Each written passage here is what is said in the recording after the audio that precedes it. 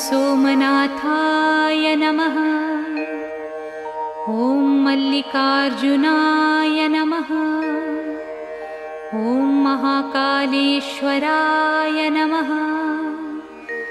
ॐ ओंकारेश्वराय नमः। ॐ वैद्यनाथाय नमः। ॐ भीमशंकराय नमः। ॐ रामेश्वराय नमः।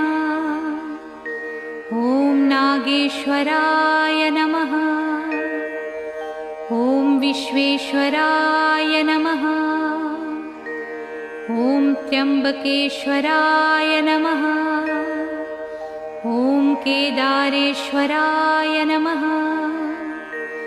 ॐ भुस्मेश्वराय नमः।